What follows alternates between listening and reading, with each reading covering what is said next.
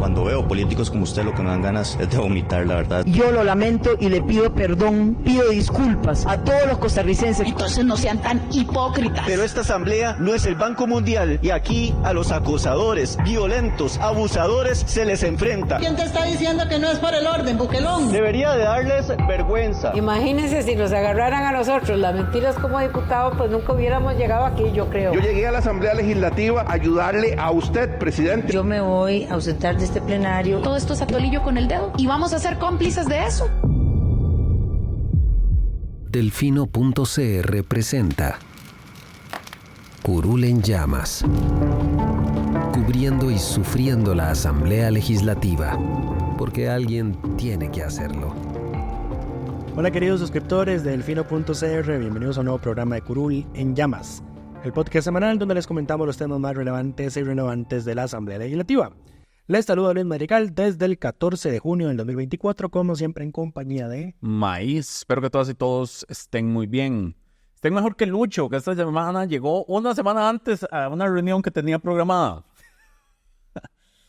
Gran día para Lucho. Semana compleja. Fue un gran jueves. Pero bueno, los temas para esta semana. Vamos a hablar del proyecto de reforma constitucional para extraditar nacionales, así como de qué ha pasado con el tema del referendo y las inmensas dudas que rodean el procedimiento en la Asamblea Legislativa, así como nuestras secciones Pregúntele a Lucho y las mejores y peores propuestas de la semana. Pero ¿por qué vamos a hablar de extradición? Exacto. ¿Por qué? Por dicha, no. Pero bueno, ustedes recordarán que la Asamblea Legislativa ya aprobó la conformación de la comisión que tiene 20 días hábiles para dictaminar la propuesta de reforma constitucional. Ese proceso inició esta semana con 3 audiencias muy interesantes. Llegó Rubén Hernández, los abogados Rubén Hernández, Fabián Bonio y Carlos Arguedas. Después de Rubén Hernández llegó otro, pero no recuerdo el nombre. Juanitas. Después, ese día hubo 2 también. Los 3 que recordamos ahorita, después pasa el cuarto. Exacto, pero bueno, llegó don Carlos Arguedas, quien es exdiputado y ex magistrado de la Sala Constitucional.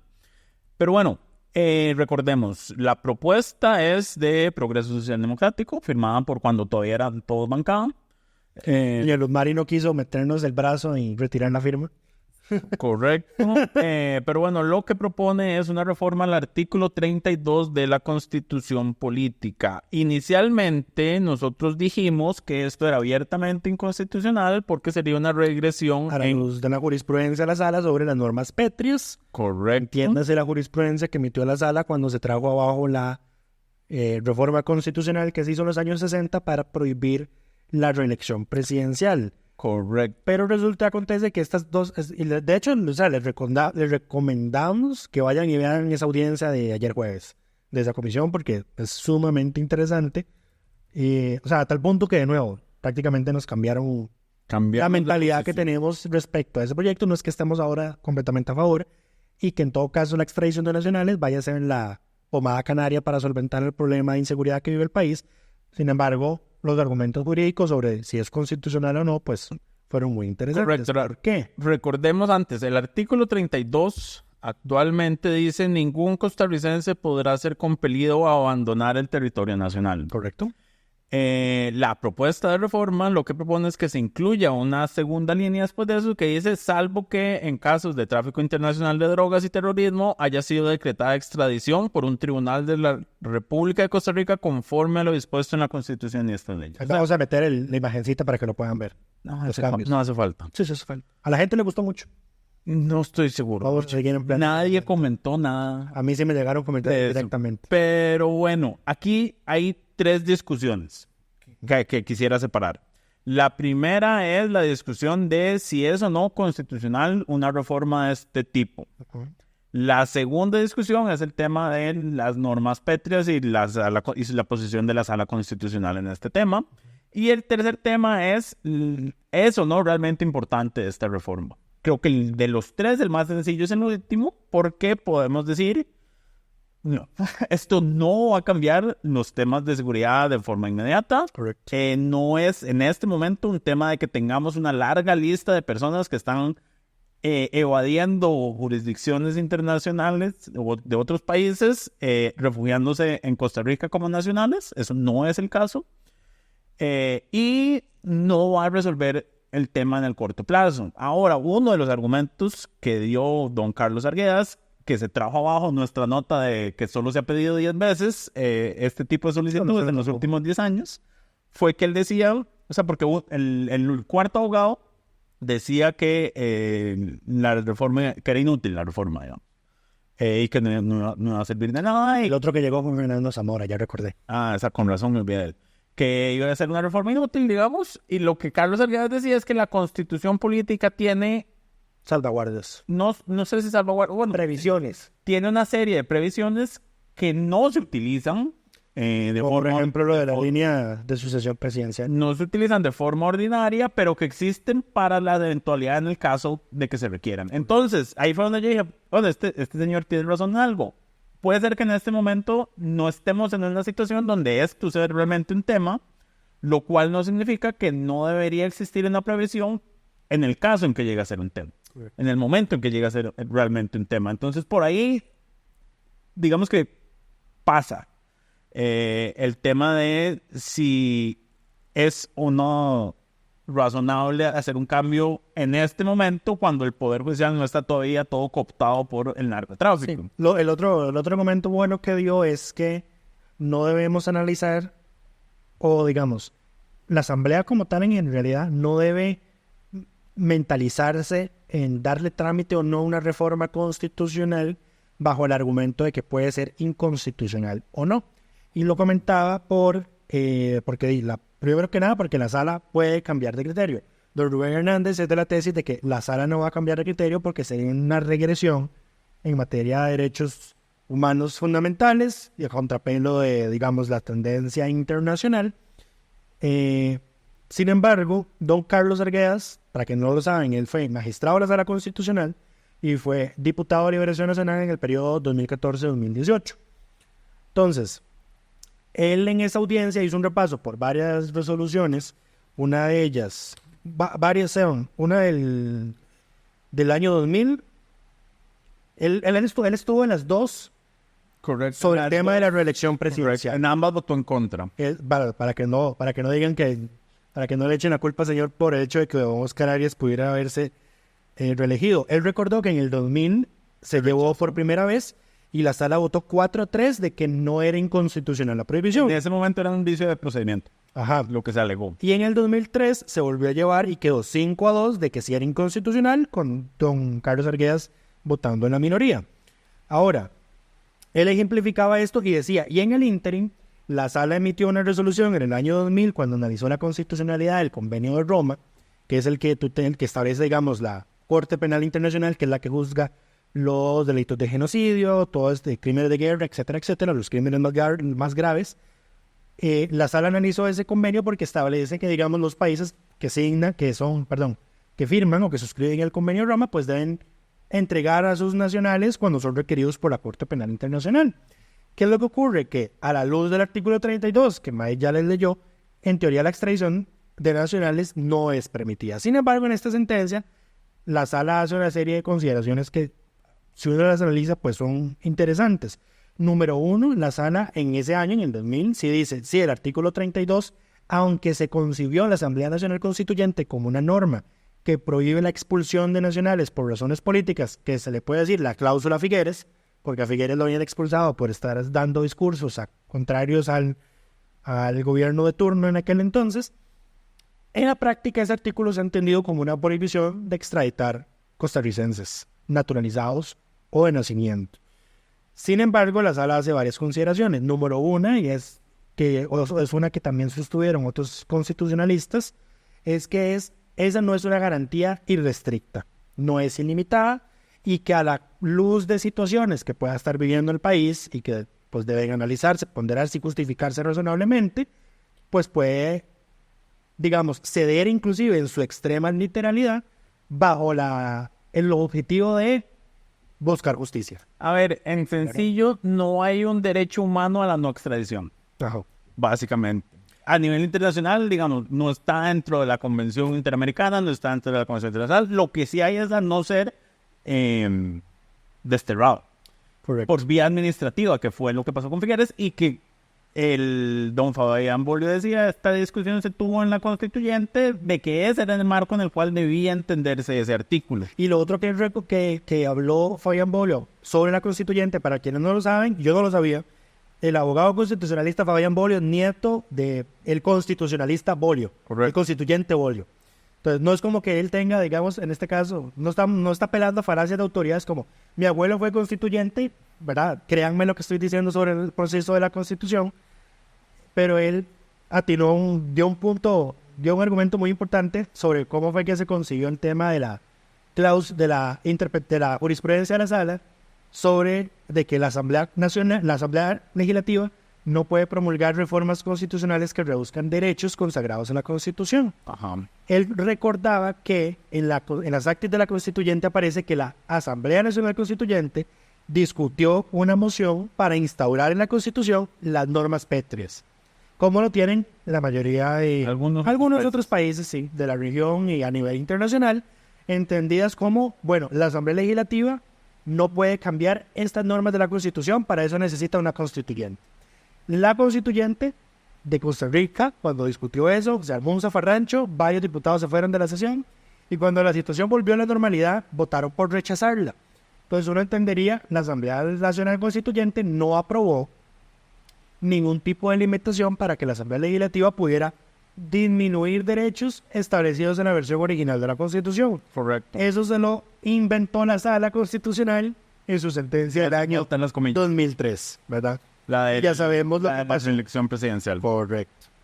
Y lo otro es que la Sala, cuando analiza el tema de la extradición solicitada por el Estatuto de Roma, hace varios señalamientos interesantes. Sí dice el artículo 32, hoy por hoy, no permite la extradición de nacionales, pero en todo caso no es inconstitucional porque la jurisdicción de la Corte Penal Internacional es internacional y ellos pueden venir a Costa Rica a juzgar a nacionales que hayan cometido crímenes de lesa humanidad, crímenes de guerra, genocidio, todos. Ahora, la Sala, digamos, ha mantenido la tesis de que el 32 sí cubre la extradición. Y de hecho hay una sentencia del año 2014, donde hay 4 magistrados actuales que todavía la integran, que son don Fernando Cruz, don Luis Fernando Salazar, don Jorge Araya y doña Ana Mari Garro. Unánime es toda esa sentencia, pero ellos 4, digamos, todavía están. Ellos dicen el artículo 32 no permite la extradición de nacionales. Correcto. Ahora, Carlos Arguedas decía que el artículo 32, en vista de las discusiones que se tuvo, podría desdoblarse en 2 aspectos. El primero es la garantía de que nadie pueda ser desterrado por vía administrativa. Por motivos políticos. Exacto. Digamos que el Poder Ejecutivo expulse a alguien del territorio nacional o que se prohíba la entrada de algún nacional al territorio nacional. Pero como no hay un derecho humano a la no extradición, se puede desdoblar en la segunda parte, que es, pero por la vía jurisdiccional sí se puede llevar a las personas a que enfrenten causas de crímenes cometidos en otros países. Que en todo caso, y eso ya hacían ellos la distinción de, aquí no apareja esto una expulsión permanente, porque ese costarricense que sea juzgado y condenado en el exterior, cumplida su condena, puede volver al país. Correcto. Ahora, de nuevo, ¿qué tanto se va a usar esto en caso de aprobarse? Poco, porque se incluyen las limitaciones de que no puede ir a países que tengan de muerte por los crímenes solicitados, pena de muerte o penas mayores a las que reciben acá.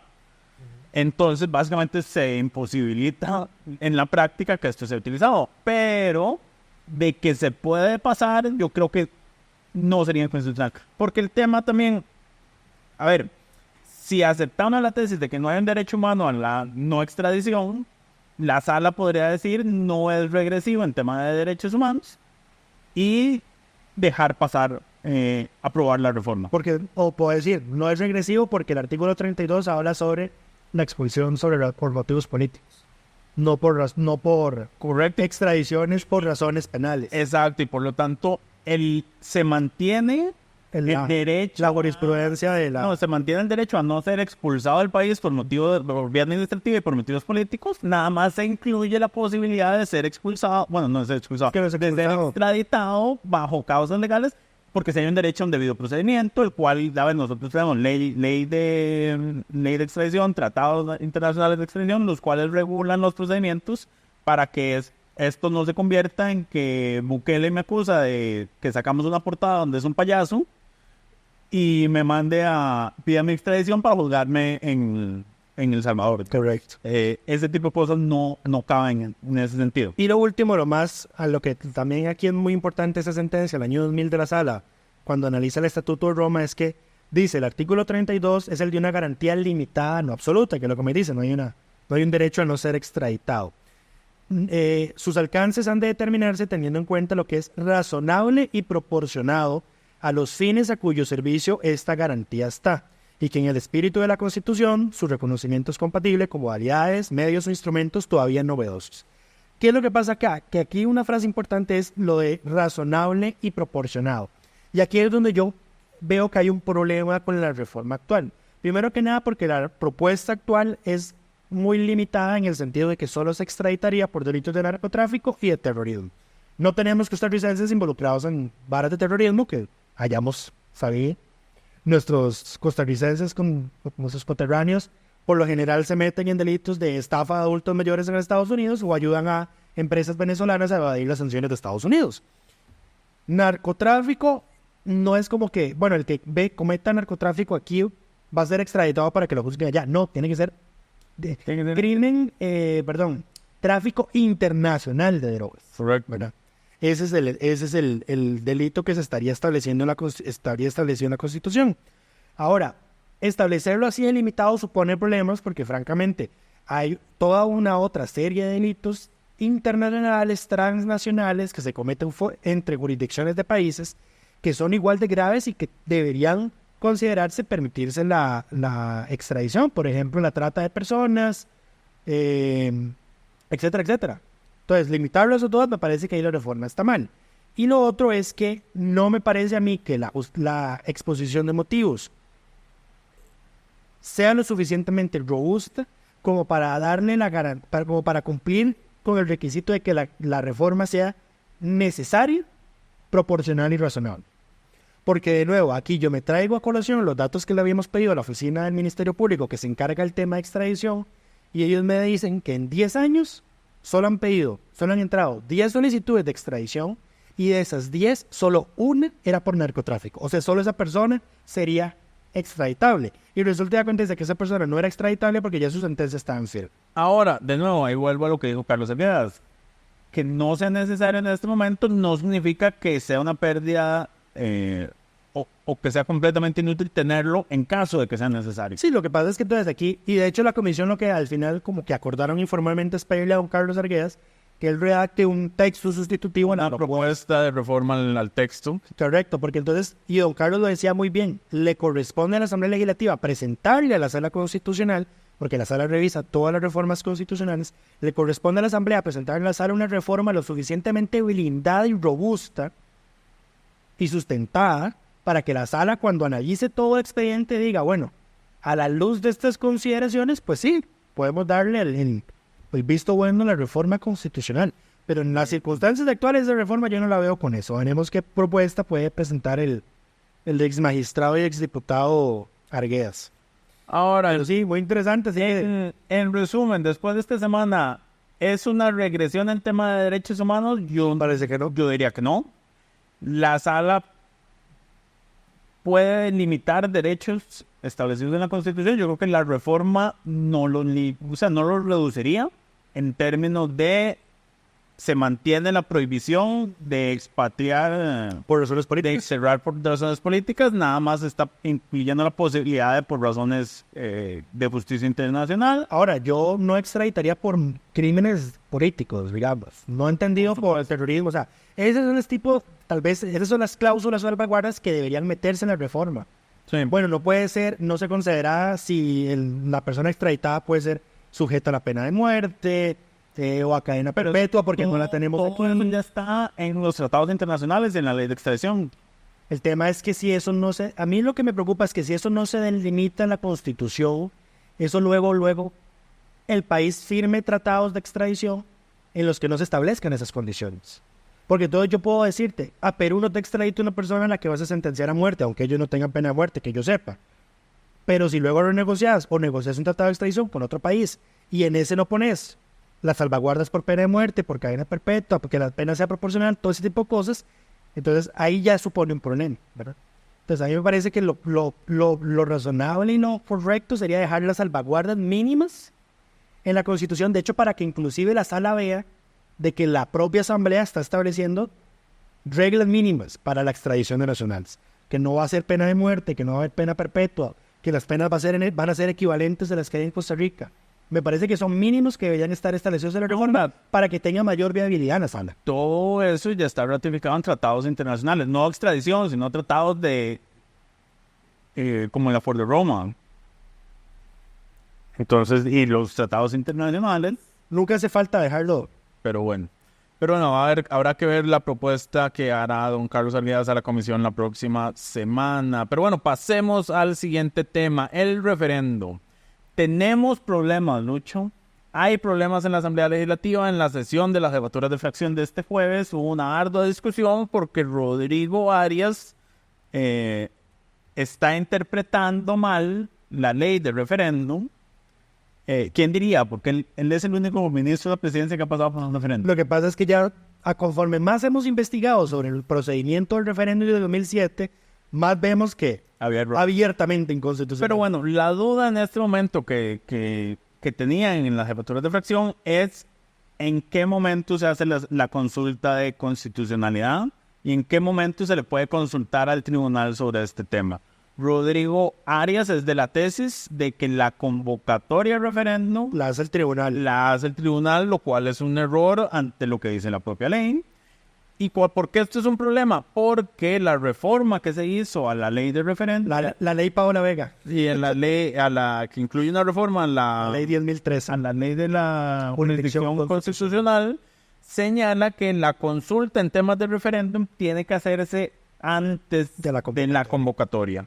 Entonces, para estar claros, el artículo 13 de la ley del referéndum dice expresamente que la convocatoria conjunta del Poder Ejecutivo y la Asamblea Legislativa para el referéndum debe ajustarse a lo siguiente, y viene el procedimiento, y ahí señala, si la Asamblea aprueba la propuesta de convocatoria de referéndum, el texto será enviado por el presidente de la Asamblea Legislativa. O sea, no hay margen de duda de que la convocatoria de referéndum, no a la convocatoria de elecciones, la convocatoria de referéndum la hace la Asamblea Legislativa en el momento en que aprueba el decreto que presentó el Poder Ejecutivo, que de hecho lo que dice literalmente es iniciativa para convocar al referéndum. Es una copia textual adaptada obviamente al número de proyecto de la ley Jaguar de la que mandó Oscar Arias a la Asamblea Legislativa para el referéndum del TLC. ¿Y por qué aún es más equivocado lo que está interpretando don Rodrigo respecto a que no es la Asamblea la que convoca? Porque el acuerdo legislativo en el que se aprueba, digamos, la convocatoria de referéndum, que es un acuerdo legislativo, no es un proyecto de ley, si vemos el acuerdo del TLC, que es el número 6326-0607, el texto dice apruebe la propuesta de convocatoria de referéndum del Poder Ejecutivo. Y eso es un acuerdo legislativo. Ahora, Luchi me estaba comentando antes de que los acuerdos legislativos pueden enviarse a consulta facultativa con 10 firmas de la Asamblea Legislativa. Correcto. Porque ciertamente no hay consulta preceptiva para estas convocatorias. Y lo que sí es muy importante es que si bien con la reforma de la ley 10.013 se señala que el Tribunal Supremo de Elecciones puede en cualquier iniciativa, en cualquier modalidad puede consultar a la Sala Constitucional, en el artículo 98 dice que esa consulta tiene que hacerse antes de la convocatoria al referéndum en las modalidades del Ejecutivo y de la Asamblea, del Legislativo y el Legislativo y el mancomunado. Ahora, yo de esto desprendo que el Tribunal Supremo de Elecciones ya puede mandar la consulta. En este momento, habiendo el Ejecutivo presentado el decreto, puede enviar... Y además que el proyecto ya está tramitándose se presentó la solicitud para recolección de firmas. Correcto. Puede enviar el texto a consulta de la Sala Constitucional antes de que la Asamblea lo vote. Una vez votado, el tribunal ya no puede hacer la consulta. Y esto es algo que yo creo que si nos están escuchando asesores, diputados, congresistas, diputadas y demás, tienen que tener claro. Votado el acuerdo, si se aprueba, el Tribunal Supremo de Elecciones ya no puede realizar consulta, ya no puede organizar la constitucional, pero eso sería un vicio, no sería un vicio de procedimiento, pero Sí, porque es, O sea, porque puede, no es que debe. digamos, a ver, la lógica de este proyecto era que la Sala Constitucional, antes de que nosotros los ciudadanos nos veamos sometidos a una decisión de este tipo, que el proyecto que nos están sometiendo a consulta sea constitucional o no, porque, o sea, de nada nos sirve que nos manden a votar si después el proyecto se cae en la sala. Por eso es que Paola metió este proyecto y por eso es que se aprobó, bajo esa lógica. Y ahora, aquí francamente, hay mucho que perder si no se hace la consulta a la sala, muy poco que perder si no se hacen las consultas. Entonces, esto lo hablábamos ahora fuera de podcast, y yo le decía a May, aquí francamente los diputados están atrasados en reunir 10 firmas y mandar ellos esto de consulta. Y Rodrigo Arias está atrasado en mandar esto como una consulta de secretaría del directorio de la Asamblea a la sala. ¿Qué es lo más que puede pasar? Que la Sala Constitucional, en su proceso de admisibilidad de la consulta, diga: este no es el momento procesal oportuno, el momento procesal oportuno es este. Y estos son los requisitos. Ajá, y aclarar el tema. Y así despejan el camino. Eso la sala, fijo, lo resuelve en 2 toques. Ahora, De nuevo, entonces, y si la admite porque la sala dice, sí, este era el momento, pues buenísimo. El problema es que si no se hace la consulta, porque se está cogiendo a la tesis de don Rodrigo, de que no es la que la Asamblea la que convoca, cosa que es abiertamente errónea, o sea, entonces nos vamos a ir a un referéndum, o luego la Asamblea lo va a aprobar y va a llegar alguien, no estoy diciendo que vamos a hacer, que seamos nosotros, que vaya a ser yo, que va a ir a meter una acción de inconstitucionalidad porque el proyecto es inconstitucional y va a suspender el referéndum hasta que la sala lo resuelva. Ahora, no, aquí tenemos un problema por la forma en que se ordenó, y esto es culpa de Arias directamente, porque como él convocó el proyecto, indujo error a la actual administración por el tema de que presentó el decreto sin el texto. Entonces, en este momento, porque la Asamblea puede enviar el acuerdo a consulta, pero el expediente del acuerdo no trae el texto del proyecto. Habría que anexárselo y decir como este es el... Y además, cuando la Asamblea, si es por la vía facultativa, tendría que argumentar las inconstitucionalidades. La sala no va a entrar a conocerlos por el fondo, por completo, más porque... A ver, con el TLC era más sencillo porque era un tratado internacional. Era inmodificable, el texto era inmodificable. En este caso es un proyecto de ley ordinario que la Asamblea puede modificar. Correcto. Y eso es un problema. Ahora, ¿por qué estamos hablando de esto? Porque las jefaturas de fracción acordaron votar esto tentativamente el martes 25. 25 de junio, es decir, en 2 semanas. Sí, del martes anterior. Antes de salir al receso de mediados de año. Antes de su semana de vacaciones a mitad de año. Pero bueno, si nos están escuchando en el Tribunal Supremo de Elecciones, consideren enviar la consulta antes de la convocatoria. Es más, consideren advertirle a la Asamblea en el momento en que usted vote el referéndum está convocado y a mí me tocan los demás. Los actos preparatorios. ¿Sí? Los actos preparatorios. Porque, a ver, y es que eso es lo que yo no entiendo como Arias no tiene claro, que el acto de votar el acuerdo es el acto de convocatoria. Sí. Y el tribunal... Y se traduce en el acuerdo legislativo, que ya lo leí, el del 2007, que dice se aprueba la convocatoria de referéndum. Correcto. Y una vez convocado el tribunal ya no puede hacer la consulta de constitucionalidad porque la reforma dice expresamente que la consulta tiene que hacerse antes de la convocatoria. Sí. Una vez convocado no hay consulta posible. Sí. Ahí solo queda la acción de inconstitucionalidad al acuerdo de convocatoria. Al proyecto que se va a llevar a... Sí, correcto. Pero bueno, ¿qué más? Adicionalmente, esta semana, bueno, aparte que las jefaturas, tuvieron esta discusión y le pidieron a Rodrigo Arias un acuerdo fundamental. Lo peor de todo es que se supone que el Ejecutivo tuvo un comité asesor que ya sabemos, uno de ellos dijo, este proyecto es inconstitucional, ¿verdad? Que fue Alex Solís. Correcto. Pero se supone que ellos tienen los procedimientos claros. O sea, Pilar Cisneros dijo abiertamente en la reunión de jefaturas de fracción que están en absoluta incertidumbre en temas de procedimiento. No saben. O sea, el Ejecutivo ni siquiera tiene, o sea, ni el Ejecutivo tiene claro eso. Y ella fue la que le pide a Rodrigo, ella fue la primera, la que le pidió a Rodrigo Arias, Rodrigo tiene que emitir una resolución con el procedimiento a seguir, porque aquí estamos en absoluta incerteza, en incertidumbre, no sabemos qué hacer. ¿Cómo es eso posible? ¿Cómo estamos aquí? O sea, Dios mío, o sea, me reservo los comentarios. Ajá. Pero bueno, adicionalmente con el tema del referéndum, lo que pasó esta semana también fue que la diputada Andrea Álvarez Marín manifestó en el plenario y en sus redes sociales públicamente que iba a votar en contra de la convocatoria de referéndum. Es la primera diputada que se manifestó abiertamente diciendo que no va a votar por debilitar a la Contraloría General de la República. Y que no tenía miedo de que Chávez la quemara en su circo semanal. Que no tenía miedo que no iba a ceder ante las amenazas de quemar a diputados que el presidente ya anunció que iba a hacer. Así que por eso... Porque esto es lo que quiere Chávez. Chávez es lo que quiere, que la Asamblea sea forzada a votar en contra por el debilitamiento de la Contraloría y agarrar nuestro gráfico de votación y decir, vean, estos votaron en contra.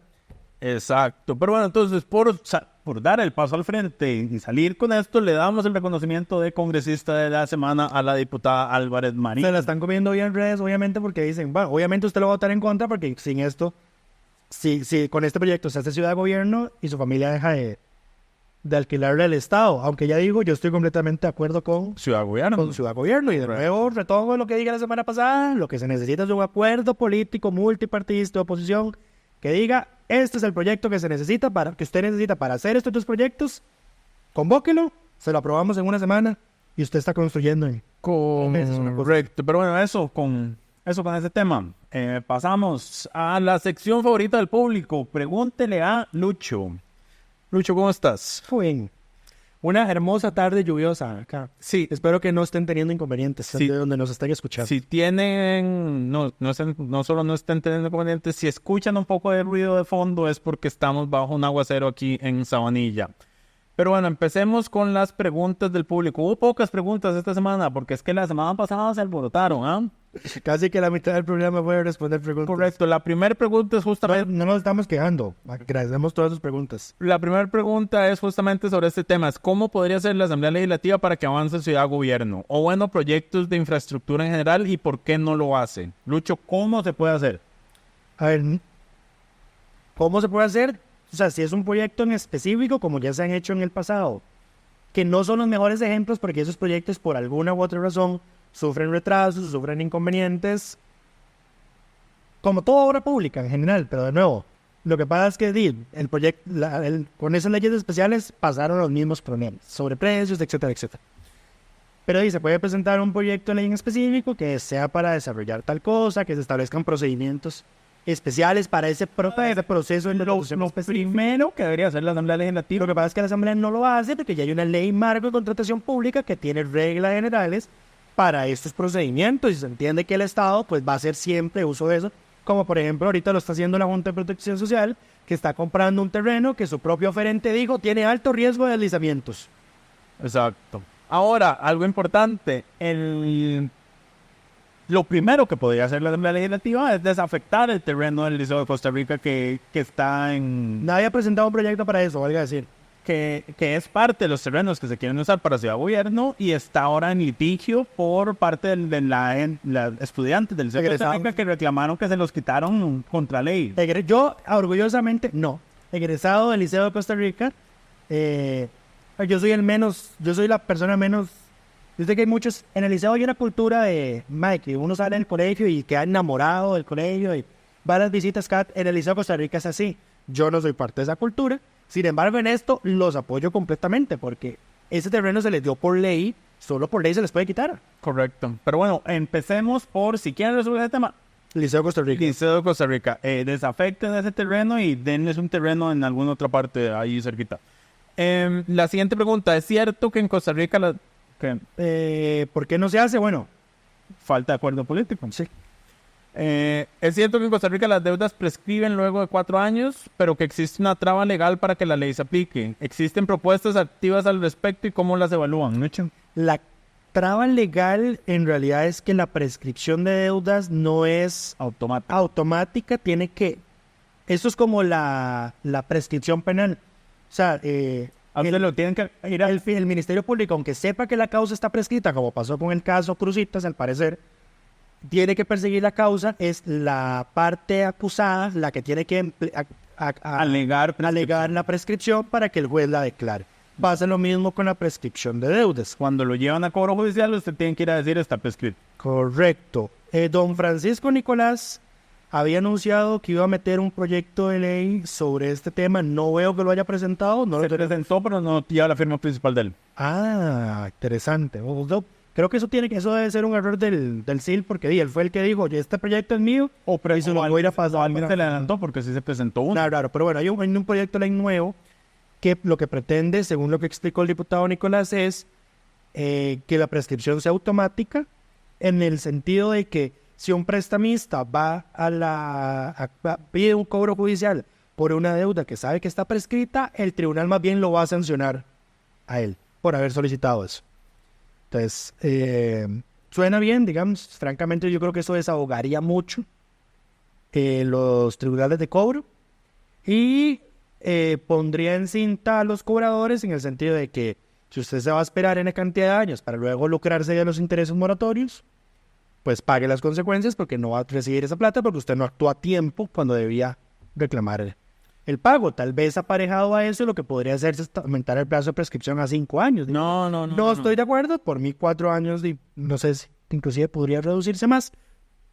Sin embargo, ese proyecto está ahí. Habrá que ver cómo se mueve. No está convocado a sesiones extraordinarias. Voy, porque estoy buscando cuál era, porque yo estoy seguro que lo vi, pero no lo encuentro. No, la otra pregunta, mientras Mike busca eso, es Keidet Barquero, que nos pregunta qué son mociones 137, para qué sirven, se usan en todos los proyectos o en qué momento del avance del proyecto se usan.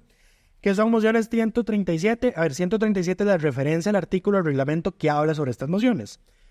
En palabras sencillas, porque el nombre de la moción es moción de fondo y artículo 137 son mociones de fondo después de que el proyecto salió de comisión.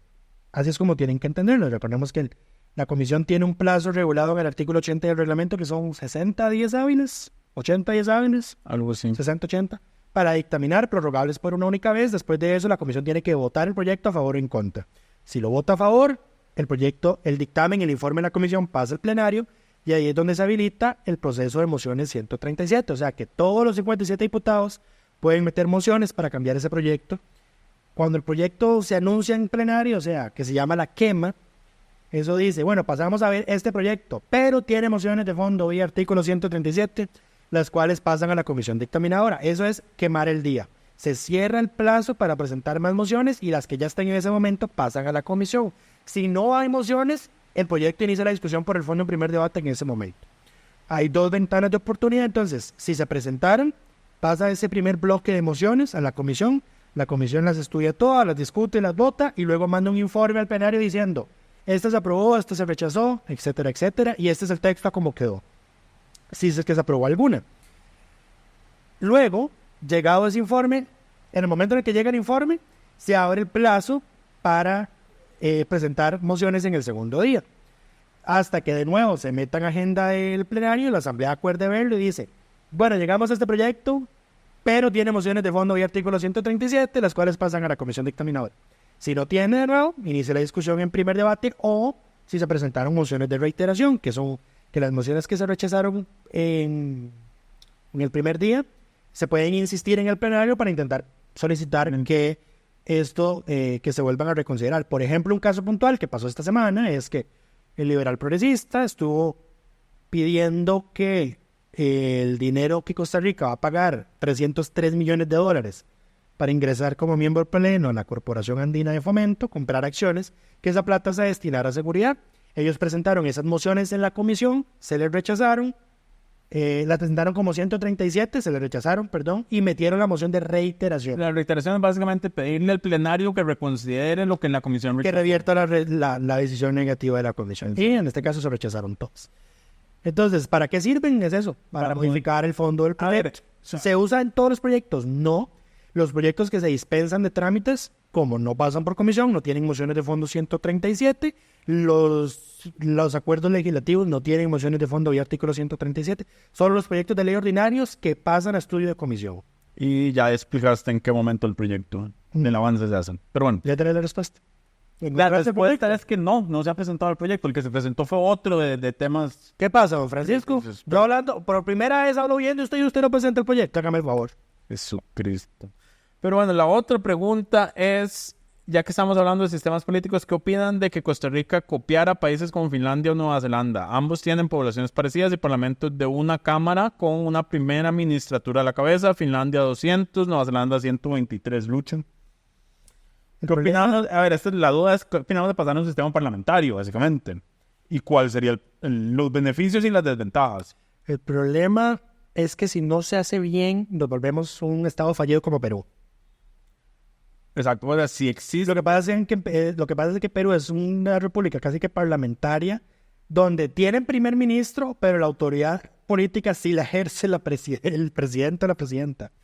Perú es muy raro. Entonces, de nuevo, si no se hace bien, nos podemos hacer un Perú y nos vamos al garete. Ahora, aquí estamos hablando de países que no tienen presidencia, que no son estados fallidos como Perú, Finlandia y Nueva Zelanda. Correcto, solo tienen una... El tema es que este sistema obliga a coaliciones, exacto. Que en este país han sido imposibles de implementar, pero el sistema político tampoco lo fomenta. No lo fomenta. Ahora, lo que pasa es que si no se alcanzan acuerdos políticos, estamos en un proceso de elección permanente, también como el que tiene España, que aunque es una monarquía, una república monárquica parlamentaria presidencialista, es un desastre España, también. No es presidencialista. Lo que pasa es que, de nuevo, en España, si no se logra investir un presidente de gobierno, van de nuevo a elecciones. Entonces, sí, es lo que pasa en todos los estados parlamentarios. Y ese es el problema, que sí. Y francamente, yo no veo que como país yo no veo que tengamos la madurez política para decir, puticadín, este mae no lo logramos quedar electo. A ver, yo voy a votar ahora por este otro. Fijo, el mae se va a volver a postular, porque de nuevo, va a volver a postular y la gente le va a seguir votando. Sí, a ver, y esto es un tema más de hipótesis y de teoría, porque yo sí creo que el sistema en sí también fomenta que seamos como somos. Porque como no hace falta una coalición para tener el control del Ejecutivo, y nunca es necesario. Lo más cercano que estuvimos fue Carlos Alvarado con su gobierno de unidad nacional. Y solo tenía 10 más. No, pero en el Ejecutivo. 10 más 10 del PUSC, de la Asamblea. No, porque ese era el problema, porque el acuerdo de unidad nacional nunca se trasladó al plenario, básicamente. Que es el problema porque nuestro sistema fomenta eso. Además, nuestro sistema fomenta como un único partido en segunda ronda con una minoría de votos se puede dejar el Ejecutivo completo, todo el mundo compite por el Ejecutivo. Pues usted sabe que uno se mete a primera ronda con el 10% del padrón. Entonces fomenta que no se creen alianzas y que no se lleguen a acuerdos. Un sistema distinto podría cambiar eso porque entonces, a ver, en Finlandia y Nueva Zelanda, en este sistema lo que pasa es que quienes están electos asumen el Ejecutivo. O sea, vos tenés que estar sentado en el Parlamento para tener una silla de ministro. Correctamente. Entonces el Ejecutivo y el Legislativo quedan juntados. Ahora, no he estudiado el tema suficiente como para decir qué pasaría acá. Pero es que además, Nueva Zelanda, en todo caso, Nueva Zelanda es colonia británica, era colonia británica. Es parte del Commonwealth. Entonces tiene sistema Westminster. Digamos, no podríamos equipararlo. Estaría muy difícil emularlo acá porque ya es un sistema de gobierno propio del Imperio Británico. Y Finlandia, yo francamente, de Finlandia no conozco absolutamente nada.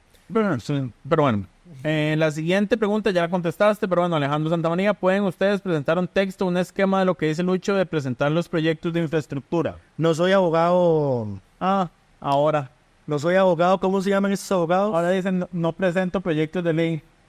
No, yo creo que vi un comentario en YouTube de que alguien es como, ¿y ustedes por qué no presentan proyectos de ley? O sea, sí lo hacemos. Hemos redactado N cantidad de proyectos, lo que pasa es que no van a salir a nombre de nosotros. Los han adoptado, algunos, la reforma del reglamento la logramos, en algunos otros hemos hecho contribuciones, por ejemplo, estamos esperando la ley de acceso a la información pública. Estamos pendientes con el tema de la reforma en las consultas a la Corte. ¿Ese lo terminé de redactar? Sí. Sí, lo redacté, pero no se ha movido. Y ningún jefe de fracción, ni ningún diputado lo pidió cuando... No lo tiene que pedir porque es un acuerdo. No, es que Rodrigo Arias, en una reunión de jefaturas de fracción, dijo, le pido a los diputados, a los jefes de fracción, que traigan la lista de propuestas de reformas al reglamento que quieren que veamos. Okay. Y nadie llevó esa. Nadie, a pesar de ser una propuesta que firmaron varios partidos y que es importante porque la Corte está saboteando sus proyectos, nadie la llevó a la reunión de jefaturas de fracción. Así que, qué bárbaros. Hay que pedirle a alguien que lo asuma. Pero bueno, la siguiente pregunta. Ahorita los troles andan con la cantaleta. Sobre esta pregunta, Alejandro. Lo que pasa, Alejandro, es que, de nuevo, yo ya tuve esa conversación con un asesor de un diputado que me habló sobre este tema.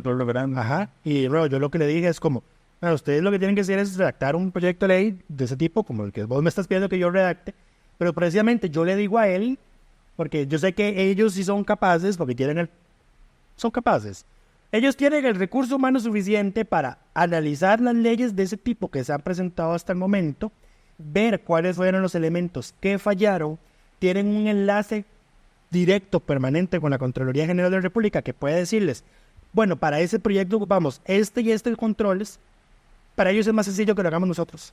Y además yo no soy abogado, entonces yo no podría redactarte yo jamás una propuesta de este índole administrativo de infraestructura con la precisión y con la técnica legislativa que se requiere para que no termine en un escándalo de corrupción después. Después van a decir, ese proyecto lo redactó la gente del Fino, qué barbaridad. Lo que hicieron, el escándalo de corrupción que se hizo con el proyecto. No, gracias. Si fuera el reglamento legislativo, temas constitucionales, te ayudamos. Poner a redactar el reglamento de disciplina de los diputados. La reforma a la ley de la jurisdicción constitucional. Sí, también podemos redactar ese. Pero bueno, la última pregunta, creo que está ya la última, sí, es, ahorita los troles andan con la cantaleta de que en el 2026 van a ser mayoría. Solo por curiosidad, para que un partido tenga mayoría en la asamblea, ¿cuántos votos ocuparía usando como base que solo el 60% del padrón electoral? Esa le responde May, él es el experto en estadísticas electorales. El tema es que no es un número, por la forma en que elegimos a nuestra asamblea legislativa, que es por provincia, no es un voto... Digamos, no es una cantidad mínima lo que se necesita, porque, a ver, si todo San José te vota, vos tenés, digamos, un escenario hipotético, que capturas todos los votos de San José, te dejas una tercera parte de la Asamblea Legislativa y tenés como el 33% del padrón. Pero y no conseguís ningún otro voto, te quedaste en ningún otro congresista en las otras provincias, te quedas con eso. Y como nuestro sistema es representativo y proporcional, la cantidad, digamos, el porcentaje de votos que se necesita en cada provincia para obtener una diputación es distinto. Por ejemplo, en San José vos necesitas un 2,9% del padrón, si no me equivoco. O sea, para ver, son 19 entre 100. No.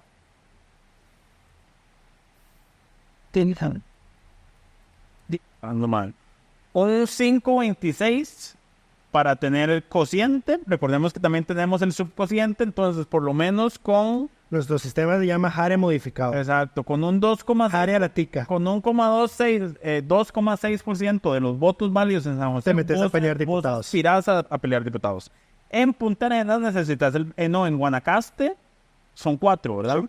Necesitas el 12,5% del padrón para meterte a pelear. Y ocupas el 25% para escoger un diputado. Exacto, un directo, exacto. Ahora, entonces, como se distribuye y no es un porcentaje del padrón lo que necesitarías. Ahora, si conseguís el 50% de los votos en todas las provincias, te dejas siempre en la asamblea. Tenés una alta probabilidad de tener el mayoría simple. Y asumiendo, digamos, en el escenario que esta persona nos pone, que vota el 60% del padrón, necesitas el 30% del padrón distribuido de forma equitativa a lo largo del territorio nacional para tener mayoría simple. Y lo que pasa es que en Costa Rica no votamos de forma equitativa. Vemos que hay provincias donde hay núcleos muy fuertes de liberacionistas. De partidos específicos. De nuevo, porque nuestro sistema de distribución administrativa es tan ridículo, el que tenemos hoy. Distribución de... O sea, el sistema de provincias, el sistema de provincias, cantones, o sea, está mal, está tan mal. Y entonces en una provincia como Heredia, y en el centro puede haber un núcleo muy fuerte de Liberación Nacional, y en el norte, en Sarapiquí, que es zona súper rural, te pueden votar a un partido cantonal, o a Unidos Podemos, una cosa así. Entonces no hay uniformidad. Partido provincial, pero cantonales no participan de las nacionales. Los provinciales. Pero bueno, eso, con las consultas de esta semana, les recordamos que nos pueden escribir en Spotify o en YouTube o directamente por correo, en las redes sociales, directamente a may@delfino.cr o luis@delfino.cr. Pasemos entonces a la última sección, que vamos a pasar rápida porque ya nos hemos extendido. ¿Dimos un voto a la diputada de la semana? Sí. Ok. Pasemos a las mejores y peores propuestas de esta semana. Esta semana se pusieron prolíficos, como si fuera fin de año. Prolíficos en chayotes. 26 nuevos expedientes ingresaron esta semana. Maya está muy feliz. Los odio a todos. Porque además hay un montón de chayotes. A ver, Leslie se le metió 3 proyectos distintos para reformar el tema de las juntas de de educación. Quiere que ya no sea el Consejo Municipal el que las nombre. Quiere que ya no estén obligadas a comprarle al CNP. Y había otra reforma que también... Lo de que no las nombre el Consejo Municipal, yo estoy de acuerdo. Eso es un nido de corrupción terrible. Yo, francamente, mis respetos para la gente que se postula para esos cargos y que quiere hacer algo bueno por su centro educativo y por su comunidad, pero ese sistema no es funcional. En Costa Rica no tenemos colegios municipales ni centros educativos municipales, son resorte del Ministerio de Educación Pública, del Poder Ejecutivo, así que ese sistema absolutamente tiene que cambiarse. Eso tiene que limitarse. No tiene ningún sentido lógico, nada. Así que en ese caso, en ese proyecto, yo estoy de acuerdo. No sé qué alternativa está proponiendo y me imagino que va a ser mal del MEP. Pero bueno, después a Horacio Alvarado, por el tema del tipo de cambio y las afectaciones de las empresas, se le ocurrió ver que era una buena idea habilitar la posibilidad de que las empresas, si se están viendo afectadas negativamente por el tipo de cambio, cambien la moneda en la que le pagan a sus colaboradores. Entiéndase, si a usted le pagan en dólares, o sea, porque esto la gente va a decir como, ay, sí, a mí me pagan en dólares y me bajó mucho el ingreso, que me cambien. Y a la empresa también le afecta porque entonces ocupa más dólares para pagar la planilla. Depende del tipo de empresa. Pero esto también habilitaría la posibilidad de que si el tipo de cambio sube, la empresa lo pase a colones para reducirle el salario. Igual le habilita la posibilidad a que las empresas más bien sean como, te voy a pasar a colones con este tipo de cambio bajo y cuando suba te quedas en colones. Y te pago menos de lo que te pagaba hace un año. Pero bueno, y según él, según dice el texto, es para que sea siempre y cuando me den acuerdo de partes. Lo cual ya hemos dicho es inexistente en la relación laboral de relaciones de poder. Correcto. Pero bueno, al menos no se fue al extremo de mi ley en Argentina, donde metieron que la gente pudiera recibir su salario en huevos, leche, carne. Puedo meter mis comentarios. Pero bueno, el otro proyecto que presentó él, pero no es de él, sino que lo trabajó el PNUD y él fue la firma principal que lo... No pudieron conseguir a nadie mejor que presentar un proyecto. Que lo acogió, es una reforma a varios artículos del Código Municipal para que puedan actualizar su régimen tarifario de forma más ordenada. ¿Tarifario? Impuestos. No. Y sin que tenga que pasar por la Asamblea Legislativa todos los tipos de reformas. No. ¿Decir por qué no? El PNUD dice que es un gran proyecto. Se vuelven locas después las municipalidades con sus propios... La asamblea que puedan crear las no que puedan modificarlas, que puedan ajustar las tarifas. La Asamblea Legislativa ha parado. Ahí sí la Asamblea Legislativa ha sido un salvaguarda de los intereses de las colaciones de los cantones al parar tarifas absurdas que proponen las municipalidades en los impuestos municipales. Así que no. Muy bien. Si no meten ahí algo aparejado de como, bueno, la tarifa tiene que definirse según tales criterios, no. Hablando de tarifas máximas, Gilberto Campos presentó un proyecto de ley para modificar la ley que regula la propiedad en condominio, porque al parecer actualmente los condominios, sus asambleas generales definen sus multas sin ningún tipo de limitación. Entonces, la reforma lo que hace es que las multas que se establezcan en el reglamento del condominio puedan llegar a un máximo de medio salario base y solo sean aplicables para faltas que sean consideradas graves o muy graves según determine la asamblea del condominio. O sea, ponerle un límite al monto que se le cobran las multas, que al parecer ahorita, según la exposición de motivos, hay condominios cobrando montos excesivos. ¿Tu opinión? Problemas de primer mundo. No, bueno. Y eso que yo vivo en condominio. La cantidad de gente que vive en condominio yo ya no lo diría el primer mundo, pero bueno. Pilar Cisneros propuso incluir en las penas, en el artículo 29 del Código Penal, que se sancione con 2 a 4 años a quienes dañen dispositivos electrónicos utilizados en el combate del narcotráfico y el crimen organizado. Entiéndase los choferes que le pegan a los escáneres en APM Terminals. La Asamblea Legislativa presentó el Poder ya lo convocaron. El Poder Ejecutivo presentó el cuarto proyecto extraordinario que incluye el ajuste salarial para el cuarto presupuesto, ¿sí? Que incluye el ajuste salarial a policías, a todas las fuerzas de policía del país. Daniel Vargas del oficialismo se le ocurrió que era muy importante un deseo del cantón Guanacaste que toma las islas, o sea, lo que es Lepanto, Paquera, Cóbano y Isla Chira, el Golfo de Nicoya y sus islas. Los territorios de la península que se le quitaron a Punta Arenas. Ya el Guanacaste. intendente de Cóbano nos escribió para quejarse sobre este proyecto y sé que fue a reunirse con el diputado Vargas esta misma semana para comentar de los problemas. Cóbano quiere ser cantón.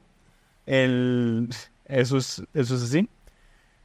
Después, la diputada Montserrat Ruiz y Daniela Rojas presentaron un proyecto de ley, me dio mucha risa, porque es sobre la información de interés crediticio, que viene a limitar lo que hacen estas compañías como Equifax. Con la información, establece que la información solo la pueden tener por 4 años. Establece que las compañías tienen que estar reguladas e inscritas ante alguna de las superintendencias, pero lo que me pareció interesante es que para justificarlo usaron datos de Equifax. Exacto. Ajá. Como queremos regular a estas empresas de las que sacamos esta información. A ver, es una buena intención y un muy buen uso de la información. Pregunta, ¿por qué existen los burós de crédito en este país y para eso existe el Centro de Información Crediticia de su jefe? A mí no me preguntes, pero bueno, viene a regular la actividad de estas empresas. O sea, si ustedes ven las experiencias en países como Colombia o México, o sea, son cosas pavorosas las que hacen los burós de crédito, deberían estar prohibidas. De hecho, ayer me salió un TikTok y hablando de esto, o sea, la coincidencia, me salió un TikTok de un man de recursos humanos que abiertamente reconoce que hay empresas en este país que agarran la información crediticia de la gente, el comportamiento crediticio, y eso define si a usted lo contratan o no. Sí. Porque al parecer resulta es que si usted está muy endeudado puede ser propenso a robar en el lugar de trabajo. Propenso a la corrupción. Lo que pasa es que cuando te rechazan en el puesto no te dan la justificación de te rechazamos porque tenés una mala nota crediticia. Pues sí. Pero bueno, regula todo ese tipo de situaciones el proyecto de ley. El otro que presentó también María Daniela Rojas con otras 13 firmas es para agravar los delitos en contra de las mujeres cuando se utilice ácido o sustancias corrosivas. Creo que hay un caso reciente en este país de alguien que le quemaron, una mujer que quemaron con ácido. En realidad creo que fue que una mujer le tiró aceite hirviendo a su pareja. Oh, wow. Eso pasó también. O sea, pero ese es reciente. Creo que ese no calificaría. No calificaría porque no fue una mujer la atacada. Y no, eso no es el aceite caliente no es una sustancia corrosiva. No. Pero bueno, el proyecto lo incluye dentro de agravante en la ley de penalización de violencia contra la mujer. Y hablando de problemas del primer mundo, la diputada oficialista de Liberación Nacional, Carolina Delgado, presentó un proyecto de ley para que se incentive y regule los aeroparques turísticos públicos, entiéndase, para aviones privados. Ahora, con el antecedente que tiene esta señora en el tema de crimen organizado, esto de parqueos privados suena más a portillos para vuelos, narcovuelos, que realmente querer incentivar el turismo. Más allá de eso, muy bien señalaba un diputado, me parece que Jonathan Acuña, si no me equivoco, que los vuelos privados generan más el doble, creo, o porcentualmente más contaminación de CO2 al ambiente que los vuelos comerciales. Que lo diga Taylor Swift. Que lo diga Taylor Swift. Los aviones privados, claro, consumen por cabeza que viaja mucho más, o sea, produce mucho más CO2 en el ambiente que los vuelos comerciales. Y con la cara de producción ya es el momento de finalizar este episodio. Muchísimas gracias por acompañarnos. Esperamos que todos estén muy bien y nos escuchamos la próxima semana.